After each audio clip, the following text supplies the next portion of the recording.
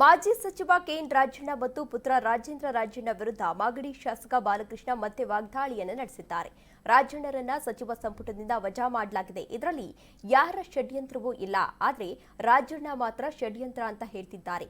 DCM DK Shivakumar ಅವರ ಮೇಲೆ ಗೂಬೆಯನ್ನ ಕೂರಿಸ್ತಾ ಇದ್ದಾರೆ.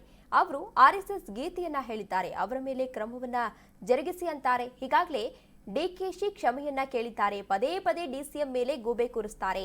ಹೈಕಮಾಂಡ್ ವಿರುದ್ಧ ಸೆಡ್ಡು ಹೊಡಿತೇನೆ ಅಂತಾರೆ. ಜನರನ್ನ ಕರೆದುಕೊಂಡು ಹೋಗ್ತೇನೆ ಅಂದ್ರೆ ಹೇಗೆ ಎಂದು ಪ್ರಶ್ನೆ ಮಾಡಿದ್ದಾರೆ.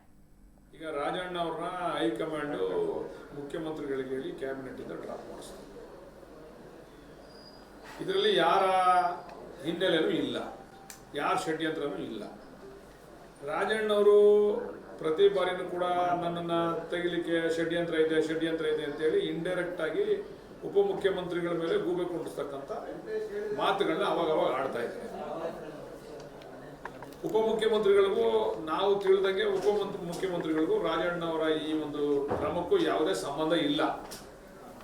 ಆಮೇಲೆ ಹೈಕಮಾಂಡ್ ತೆಗೆದುಕೊಂಡಂತ ತೀರ್ಮಾನ, ಹೈಕಮಾಂಡ್ ತೀರ್ಮಾನ ತಗೊಂಡ ಮೇಲೆ ತಪ್ಪೋ ಸರಿನೋ ನಾವು ತಲೆ ಬಾಗ್ಲೇಬೇಕು.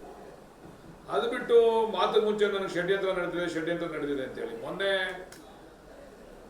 ನಮ್ಮ ಡಿ ಕೆ ಶಿವಕುಮಾರ್ ಅವರು ಅಸೆಂಬ್ಲಿನಲ್ಲಿ ಆ ಒಂದು ಬಿಜೆಪಿಯವರ ಆ ಒಂದು ಇದನ್ನ ಹೇಳಿದ್ದಾರೆ ಅಂತೇಳಿ, RSS ಗೀತೆಯನ್ನು ಹೇಳಿದ್ದಾರೆ ಅಂತೇಳಿ, ಅದಕ್ಕೆ ಅವ್ರಿಗೆ ಮಾತ್ರ ಕ್ರಮ ಇದೆ, ಇವ್ರಿಗೆ ಮಾತ್ರ ಯಾಕೆ ಕ್ರಮ ಅಂತಕ್ಕಂಥದ್ದು ಸುಮ್ಮನೆ ಬಿಂಬಿಸ್ಲಿಕ್ಕೆ ಹೊರಟಿದ್ದಾರೆ. RSS ಗೀತೆ ಆಡಿರ್ತಕ್ಕಂಥದ್ದು ನಿಮಗೆ ಗೊತ್ತದೋ ಇರೋ ವಿರೋಧಿಗಳಿಗೆ, ನನಗಂತೂ ಗೊತ್ತಿದೆಯಪ್ಪ, ನಿಮ್ಮ ಗೀತೆನೂ ನಾನು ಕಲ್ತಿದ್ದೀನಿ ಅಂತಕ್ಕಂಥ ವಿಚಾರವಾಗಿ ಹೇಳಿದ್ದೀನಿ ಅಂತ ಹೇಳಿ ಅದು ಸ್ಪಷ್ಟೀಕರಣ ಕೊಟ್ಟು ನಮ್ಮ ಕಾರ್ಯಕರ್ತರ ಮನಸ್ಸಿಗೆ ನೋವಾಗಿದೆ, ಕ್ಷಮೆ ಕೂಡ ಯಾಚಿಸಿದ್ರು. ಅಲ್ಲಿಗೆ ಅದನ್ನು ಬಿಡಬೇಕಲ್ವ. ಒಬ್ಬ ಮನುಷ್ಯ ಕ್ಷಮೆ ಯಾಚಿಸಿದ ಮೇಲೆ ಅದಕ್ಕೆ ಇತಿಶ್ರೀ ಆಡಬೇಕು.